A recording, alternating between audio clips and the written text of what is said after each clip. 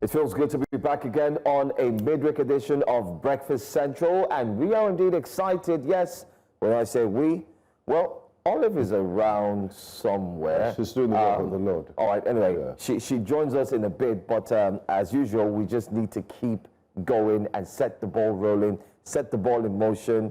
You know, I'm in the mood like... You're rapid. You know, I'm in the mood. Are you sure you're not going to take a, side... Hustle and rapid? Yo.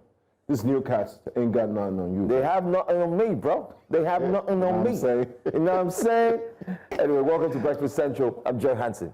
And I'm Benga Borowa. This is where we bring you the brightest, the latest, the most informative, and we break down the analysis for you. The biggest stories in the country and more. You're welcome to Breakfast Central.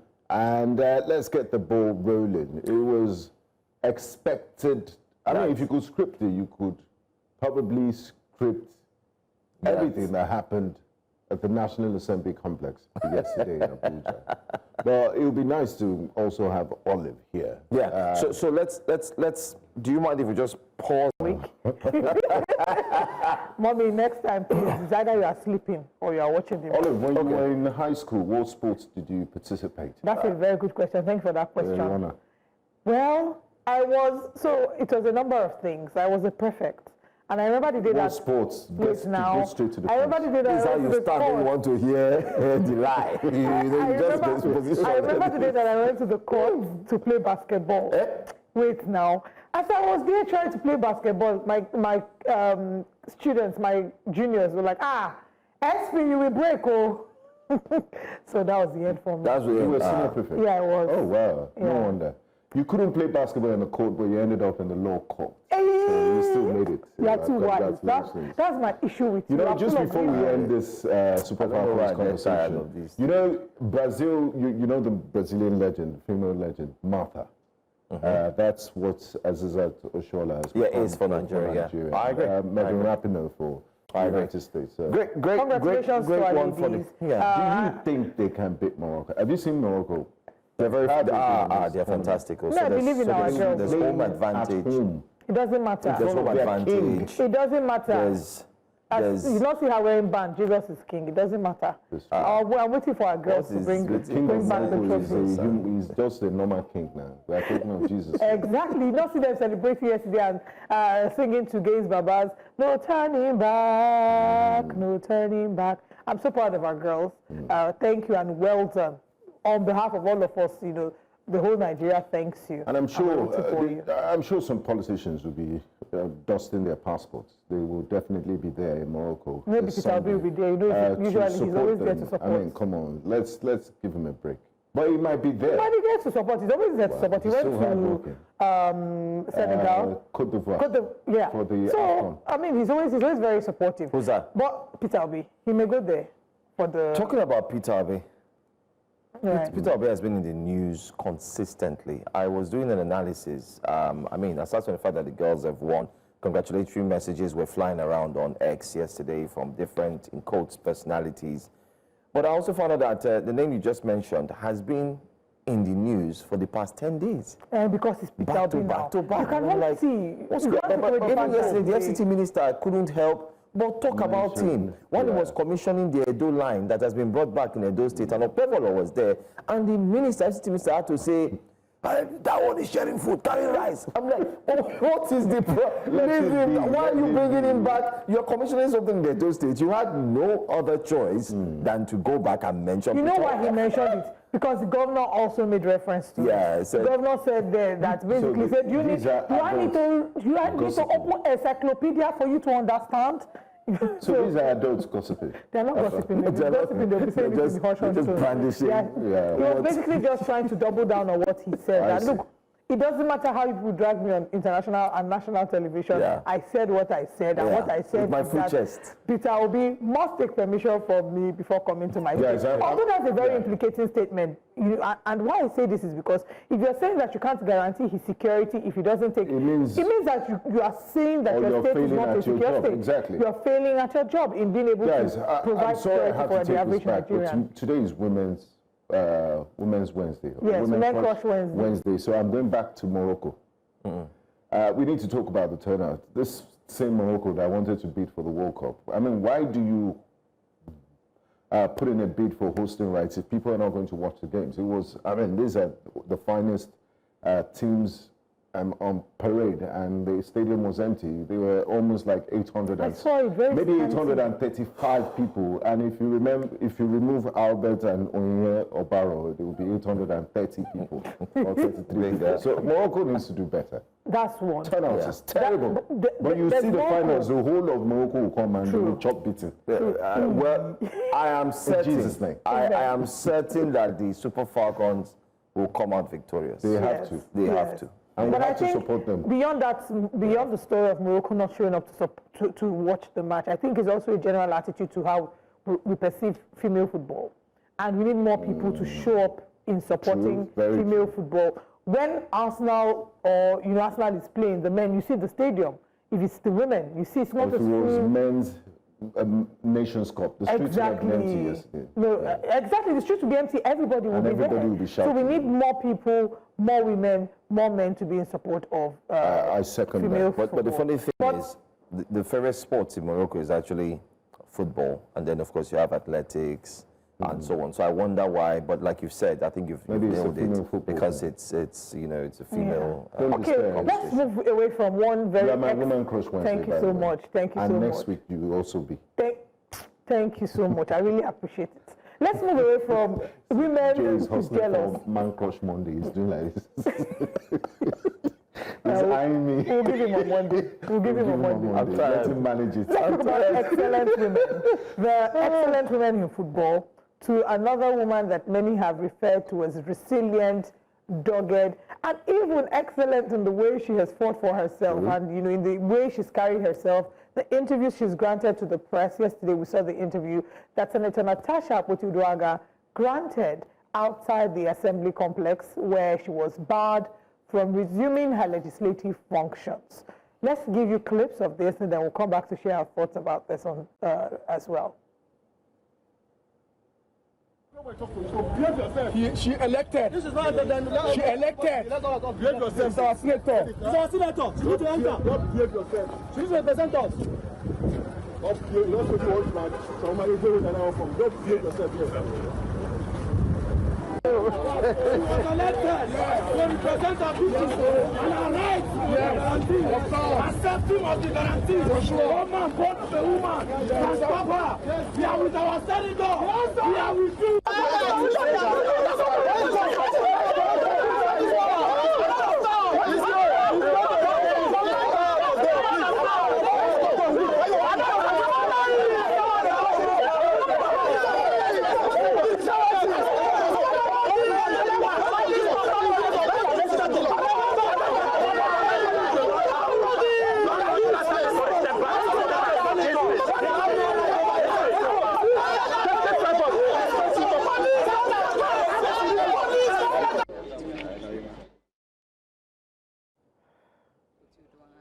Senator representing Kogi Central. Kogi Central. Why are you here for, please? I'm here to resume my duty. Senator, please. May I also know you, please? Staff of the National Assembly. No, exactly. What's your designation? You are a staff of the National Assembly. From which department? Excuse me, I'm having a conversation with you.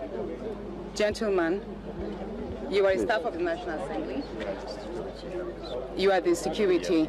Okay, so may I know why a staff of the National Assembly will stop a serving senator from walking into the chambers to commence her functions and representing her people who have duly given her the mandate as elected and as sworn in through a duly issued certificate of return by INEC to carry out her constituted functions. So may I know why a security from the National Assembly will stop a serving senator from walking in? And can I see written authority of your mandate to stand here right before me?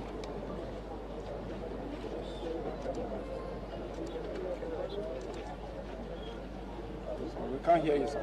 A written authority. Not going to say anything. A written mandate. We are here. He knows we are not be giving authority to allow her to come into the complex. That is speak loud. I can't No, hold on, because please, We want to know who you are and why you are here.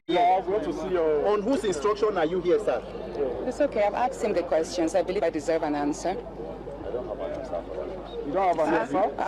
Where is I would say this pretty much. It's a shame that we have had so many good Senate presidents. We've had Super Akpoti-Uduaghan of blessed memory. We've had Senator David Mark. We have had Bukola Saraki. We've even had Ahmed Lawal, who is a senator right now. And I'd say this pretty much is the worst assembly Nigeria has ever had. And I hope we will not have to suffer this anymore, because it tells a lot on the individual. And I've said this before, and I'm saying it again. The Senate President, Godswill Akpabio, runs the Nigerian Senate as if it's the third-term governor of Akwa Ibom. Many senators are afraid. You've all seen what happened. You are not allowed to speak. When you try to speak or air your views on certain issues that are critical, you get shut down if it does not conform with what he wants. So far, I've not been given any official reason. I've only read on the papers yesterday that I should not resume today because the Senate has appealed. And that is why I presented to you that the Senate has not appealed the judgment. It is Akpabio himself. He is abusing power by willing the entire institutions to fight me. It's a personal vendetta that Akpabio is unleashing on me by hiding under the wings of the institutions, and it is wrong. It is totally wrong, because you can't have his own senatorial district deprive the Kogi Central of representation. There is just no reason why these gates should not be open. But by and large, considering the fact that the Senate is vacating tomorrow, whenever they deem it fit to resume, we would resume as well. So what matters most is all the pressures and all the calls of me apologizing for no wrong that I did. I have refused to do that.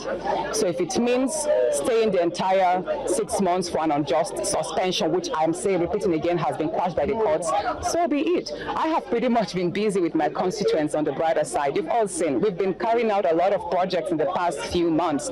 And that is true to my nature, because I am a technocrat. I'm a lawyer. I'm an oil and gas expert. My formative year in my career were in the oil and gas industry. So I got into politics because I wanted to create a different mark for other people like me who wants to venture into politics. I also got into politics because I want to intentionally raise the standard of leadership. It's enough for us in Africa to sit down and admire leaders or politicians from other smaller African countries, not talk of the European world and the other Western world. So I hope that with this journey so far, however it goes, people should muster strength from me, and I hope that 2027 we will have more courageous, younger, educated, intentional leaders that will be elected into office, so that together we can change the narrative of Nigeria. The shots fired. More courageous, educated, younger, intentional leaders. Yeah, but she's right. That's the dream of the nation. That's what we want. We want leaders that will serve the people and not their pockets. And when you look at the extended interview that she granted the press, there's so many things to highlight. One, the fact that she's saying that her people are they're deprived of representation. The Kogi Central people are being deprived of representation by a fellow senator who typically should not have the power to ensure or determine that another senator goes or, is excused from performing her duties. There's a minimum amount of time she should appear before the House, 181 days in a year. And one wonders if after this suspension, she's able to get up to 181 days in a year. There's also another aspect. The Senate is set to go on recess today to resume, I think, end of September. 2 months.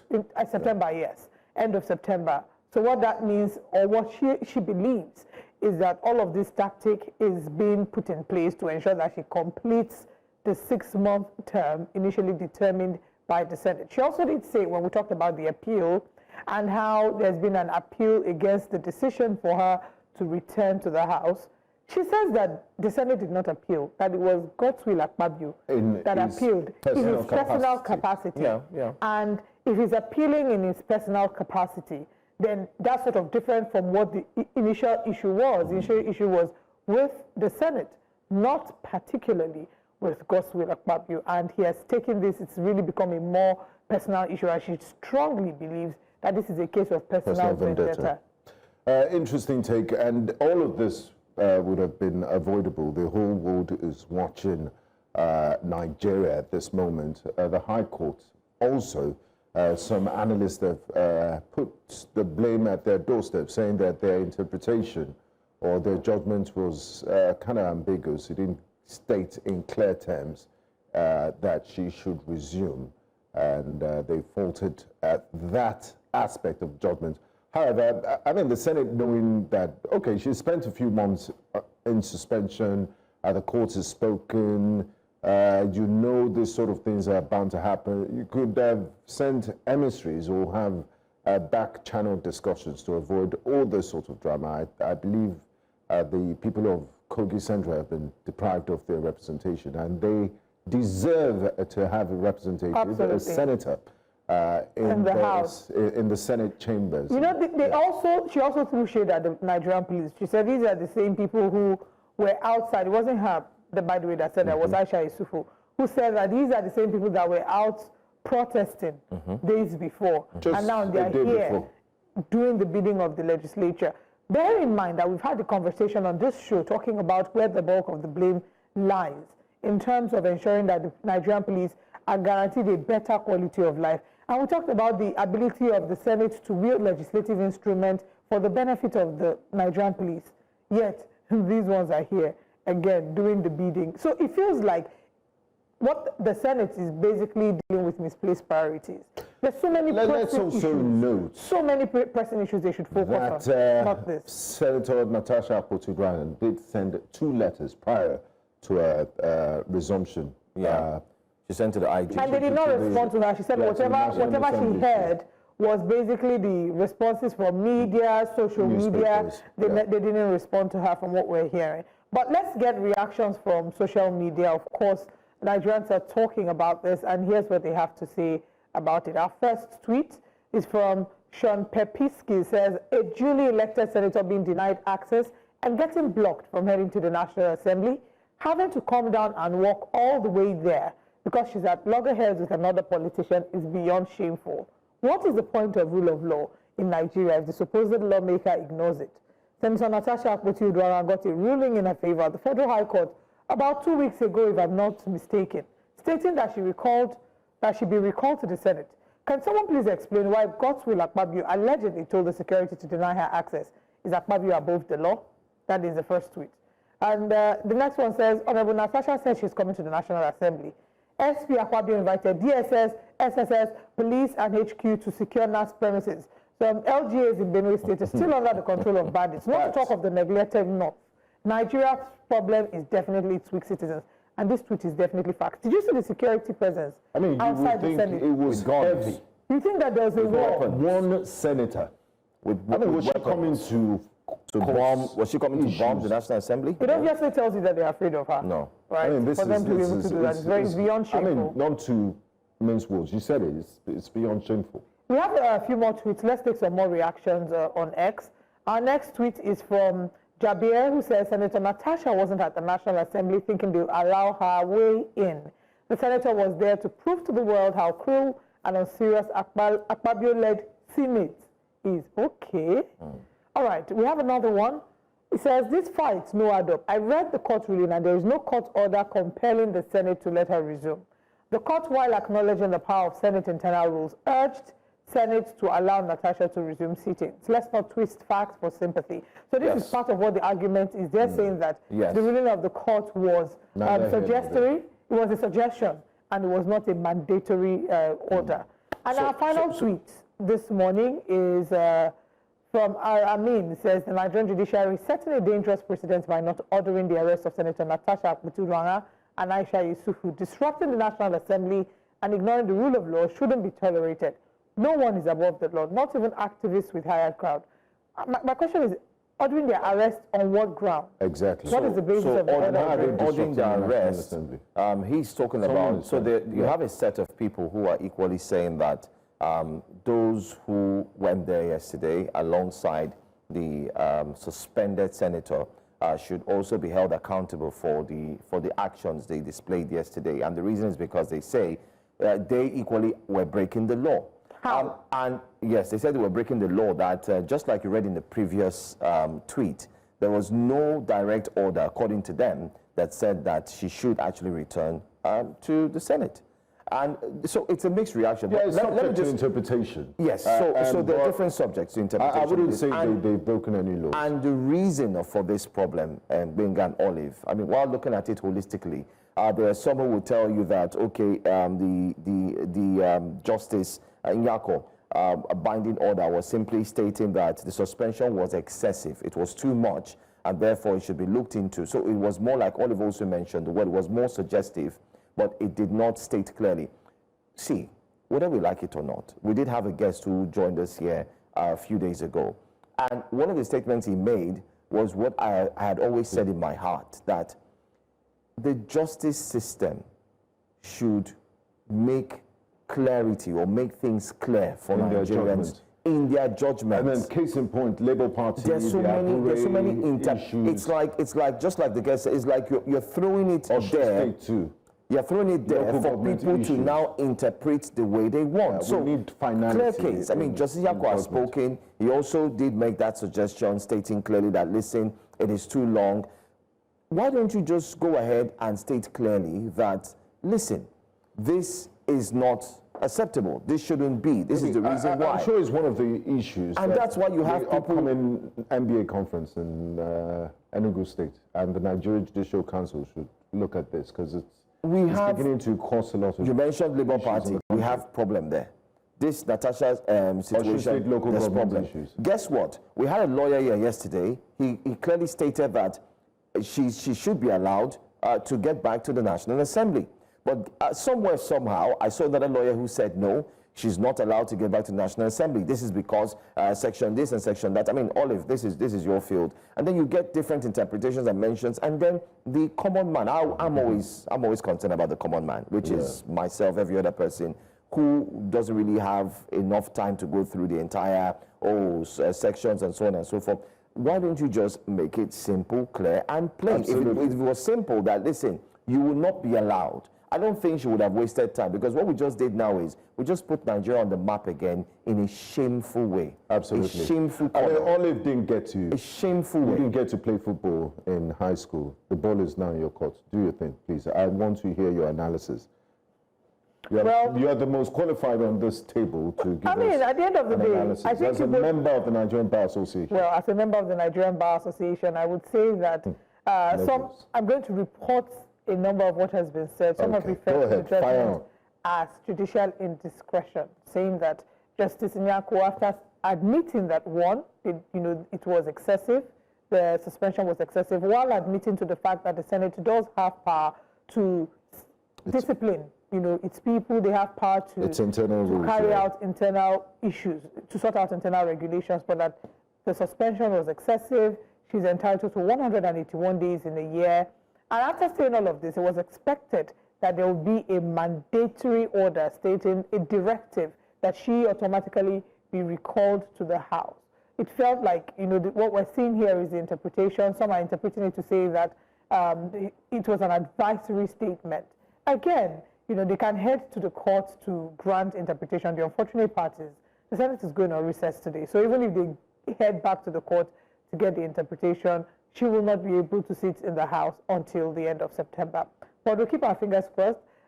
Several lawyers have called for different parts of, have asked for different things. Femi Falana has asked that she be reinstated. I mean, if you look at the papers, there's a headline. Which paper is that? Yes, the Vanguard says, Senate bound by order of Justice Nyako to recall Natasha Akpoti-Uduaghan forthwith.